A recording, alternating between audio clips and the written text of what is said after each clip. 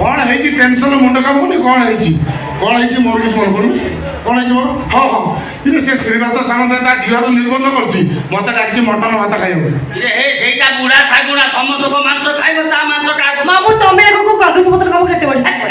କାମ ସବୁ ସରିଛି ଖାଲି ଶିବାସ୍ତ ବାବୁର ଗୋଟେ ଦସ୍ତଖତ ଦରକାର ଦସ୍ତଖତ କରିବ କାଲି ଏମିତି ଗୋଟେ ପ୍ଲମ୍ ବ୍ଲାଷ୍ଟ କରିବି ତା ପପା ଝିଅ ଦସ୍ତଖତ କରିବ ତମେ କ'ଣ ଭାବୁଛ ଘର ଗାଡ଼ି ସମ୍ପତ୍ତି ସବୁ ଶିବାସ୍ତ ବାବୁ ଆଉ ଇଏ ସବୁ ମହେନ୍ଦ୍ର ମାନସିଂର ରୋଡ ଆକ୍ସିଡେଣ୍ଟରେ ତା ପରିବାର ମରିଗଲେ ତାପରେ ଶିବାସ୍ତ ବାବୁ କ୍ଷମତା ଦିଆହେଇଛି ତା ନାଁରେ କିଛି ନାହିଁ ସେଇ କ୍ଷମତାଟା ଆମର ଦରକାର ଯଦି ତମର କ୍ଷମତା ଦରକାର ତାହେଲେ ବାପ ଝିଅ ତିନିଟାକୁ ସଫା କରିଦିଅ ତମେ ସେ ବି ଗୋଟେ ବ୍ୟସ୍ତ ହୁଅନି ଦରକାର ପଡ଼ିଲେ ସେ ବାପ ଝିଅ ତିନିଟାକୁ ମୁଁ ବିଷ ଦେଇକି ମାରିଦେବି ଏ ଧନ କାହାର ଆଲୋ ଗାର ଗାରେ ଡେଲି ପାପଲି ଓ ଛାତିରେ ତ କହିଲେ ଆମର କୋର୍ଟ ମ୍ୟାରେଜ କେବେ କହୁଛି ନା ବାହାଘର ହବ କେମିତି ହଉଛ ମୁଁ ଏଇ ବର୍ଷ ବାହାହେବି ଆର ବର୍ଷ ମୋର ଯୋଡ଼ା ବୟସ 32 ହଉଛି ହେଇପାରିବ ନାହିଁ ବାହାଘର ହବ କୋର୍ଟ ମ୍ୟାରେଜ ଆଗେ କରିଦେବା ତାପରେ ବାହାଘର ହବ ଭୋଜି ଭାତ ହବ କ'ଣ ଆଇଟମ୍ ସବୁ କରିବା କହିଦିଅ ଆଲୋ ଓରାଇତା ମୁଁ ତୋର ହେବି ଗାଇତା ଖାତ ହୁନୁ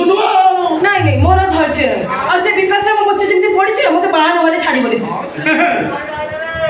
ଡାଇଲଗ ସରିଲା ନା ବାକି ଅଛି ଆସିଗଲେ ବିକାଶ ତମେ ଏଠି ଆଚ୍ଛା ମ୍ୟାଡ଼ାମ ମୋତେ ଗୋଟେ କଥା କହିଲେ ଗୋଟେ ନାରୀ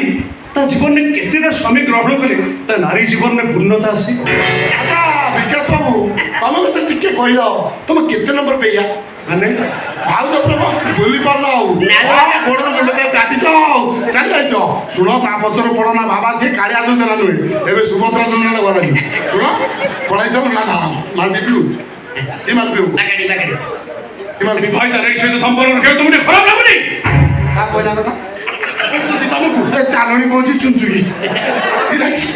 ସିଏ କିଏ ତା ପଛରେ ପଡ଼ ନା ଜୀବନଟା ମାଟି ହେଇଯିବ ଶୁଣୁ ଭଲରେ ଗଛଠୁ ପଳା ତା ନଲାନି ସେକିବି ପ୍ରେମିକା ବାରିଆରେ বাইর শুধু নালুয়া বেরিয়ে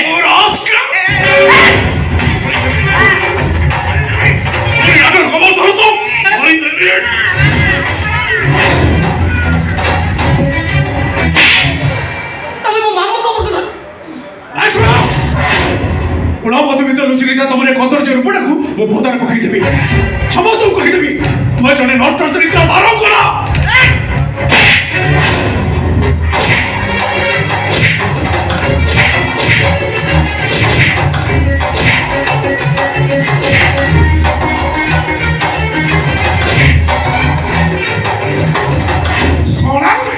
ମୁଁ ବାହାଇ ପଡ଼ିଲେ ତମର ଗଭର୍ଣ୍ଣମେଣ୍ଟ ଯୋଜନା ଭଳିଆ ଖାଲି ମାଇପ ଚେଞ୍ଜ କରୁଛ ତୋ ମାଇପ ମୋ ମାଇପ କୁଆଡ଼େ ଗଲା ଭାଇ